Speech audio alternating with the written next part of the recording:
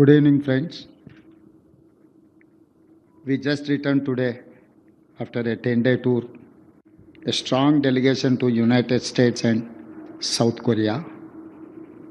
I'm happy to share with all of you and the people of Telangana that every single business and corporate leader we met in America and South Korea was very positive about Hyderabad and Telangana. You must have already heard about the news that we have got 31,500 crores investments and over 30,000 plus jobs so far. Many more deals will be signed in the next few months. We are creating an investor task force to follow up on all meetings and get many more jobs for our people. Telangana is the future state. It has 3 rings. Inner ring is a core urban Hyderabad. Telangana second ring is semi-urban, where we will build manufacturing hub. The regional ring road will help develop this area. It will be our answer to China plus one strategy for American and Korean companies. Third ring is outside ring regional ring road. It is a rural Telangana. Here we will develop best villages in Asia with all modern facilities.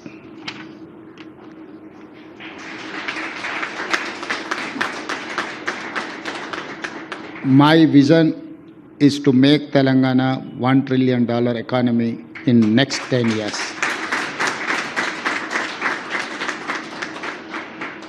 I met Cognizant team in the US. I spoke to Mr. Ravi Kumar, your CEO. I have assured 100% support to Cognizant for all growth plans. Now I am delighted to be here today. We all know Cognizant has a major presence in Hyderabad. You have about 60,000 plus employees. Your office is about 4.5 million square feet. I'm very happy Cognizant will hire about 4,000 freshers from engineering colleges every year for Hyderabad facilities. I also want to thank you for spending crores of rupees towards CSR for various good causes. This new facility will soon make Hyderabad the largest presence for Cognizant in India. I hope you will soon grow so big you will have 1 lakh employees in Hyderabad. I once again thank and congratulate Mr. Surya Gumadi, Mr. John Kim, Ms. Kathy, and Gaurav Hazra, and all employees of Cognizant for your success. Best wishes. Thank you.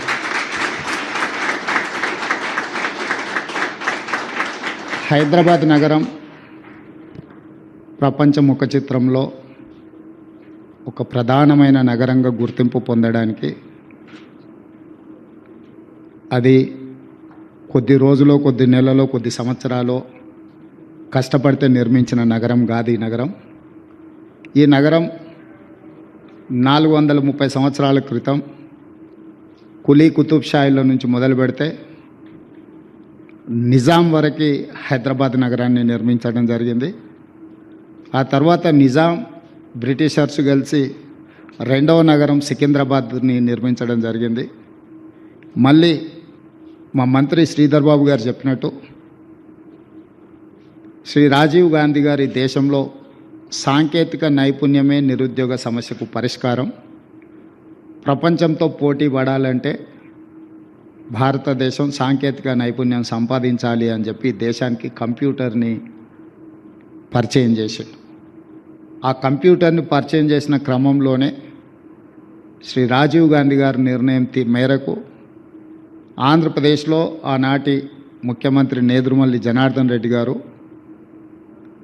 1992లో IT sector కోసం మొట్టమొదటి పునాది రాయడం జరిగింది.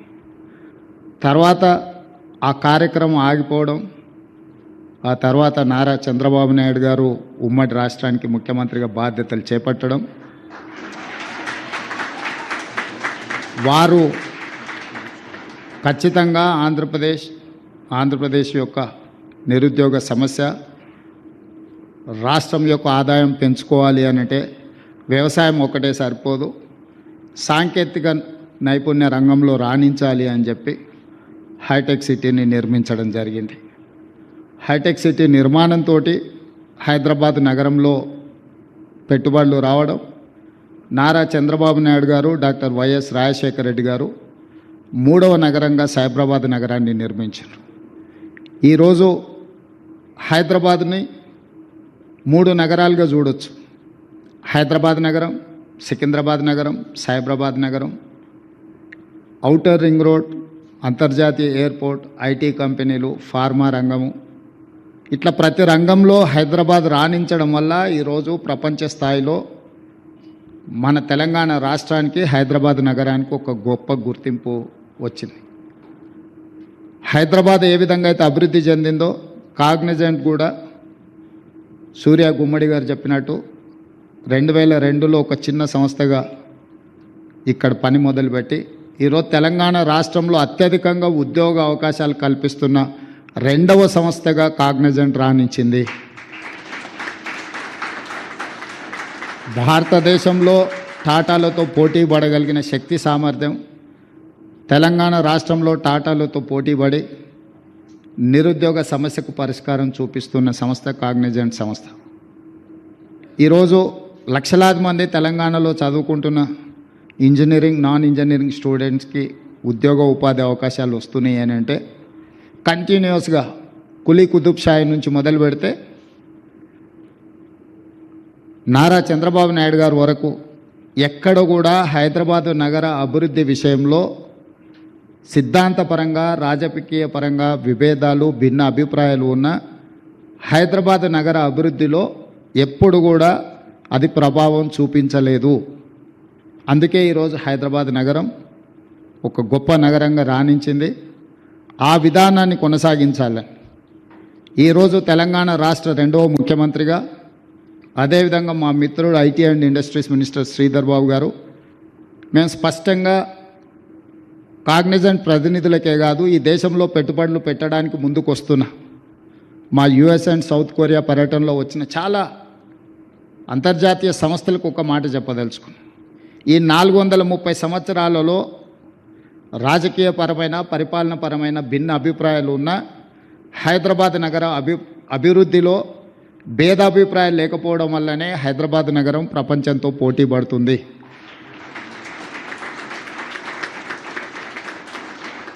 ఇక ముందు అంతకంటే వేగంగా ఈ హైదరాబాద్ నగరాన్ని విస్తరించడానికి ఈ 3 నగరాలు మన రాబోయే అవసరాలను తీర్చడానికి అవకాశం ఉందో లేదో అన్న ఆలోచనతోటి ఈరోజు అంతర్జాతీయ ఎయిర్పోర్ట్కు కూతవేటు దూరంలో, hardly 20 minutes drive from international airport, ఒక కొత్త నగరం, 4th సిటీని, ఫ్యూచర్ సిటీని మా ప్రభుత్వం నిర్మించాలనుకుంటుంది.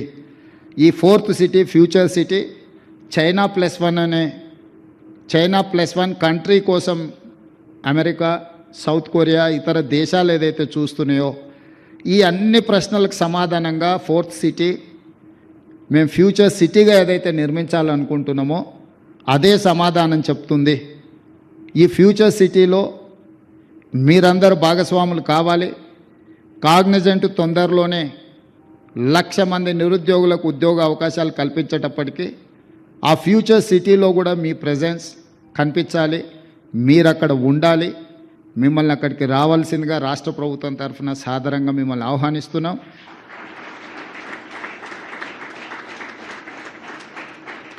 ఈ నగరం అభివృద్ధికి, అంతర్జాతీయ స్థాయిలో అభివృద్ధి చేయడానికి ఈరోజు ఈ రాష్ట్రం, ఈ దేశం ఎదుర్కొంటున్న నిరుద్యోగ సమస్యకు పరిష్కారం చూపించాలి అని అంటే మా పాలసీలో పారదర్శకత ఉండాలి. ప్రభుత్వం పెట్టుబడిదారులకు ప్రోత్సాహం కల్పించాలని స్పష్టంగా మా ప్రభుత్వం విశ్వసిస్తుంది. అందుకే ప్రభుత్వం మారిన విధానాలలో మార్పు లేదు.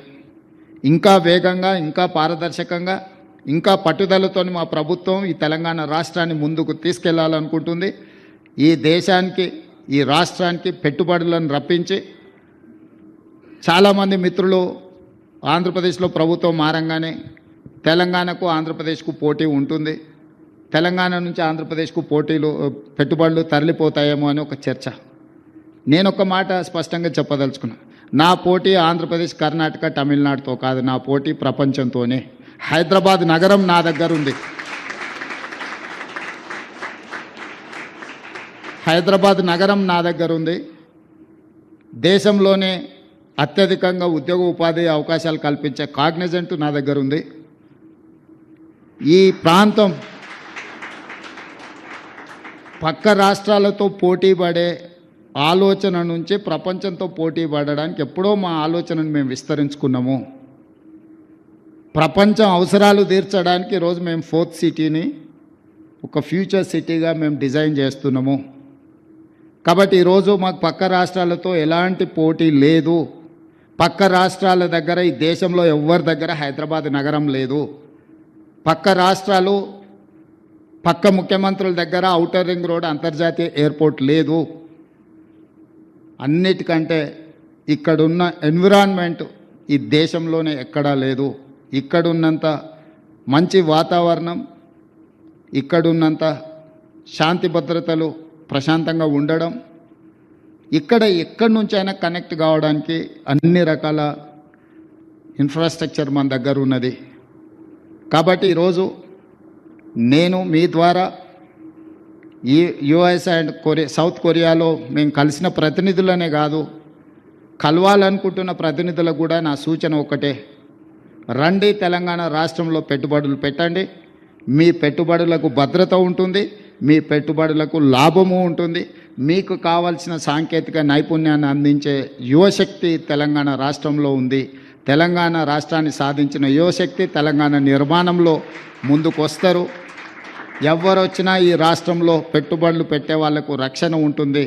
తెలంగాణ రాష్ట్ర ముఖ్యమంత్రిగా నేను స్పష్టంగా పెట్టుబడిదారులకు నేను హామీ ఇస్తున్నా. ఎవరు ఎలాంటి భేషజాలకు లోను కావాల్సిన అవసరం లేదు, ఎవరు ఆందోళన చెందాల్సిన అవసరం లేదు. అక్రాస్ ద టేబుల్ మీకేం పర్మిషన్స్ కావాలన్నా, మీకు ఎలాంటి వసతులు కావాలన్నా తెలంగాణ రాష్ట్ర ప్రభుత్వం అందిస్తుందని తెలియజేస్తూ మీ అందరి దగ్గర సెలవు తీసుకుంటున్నాను. ధన్యవాదాలు మిత్రులారా.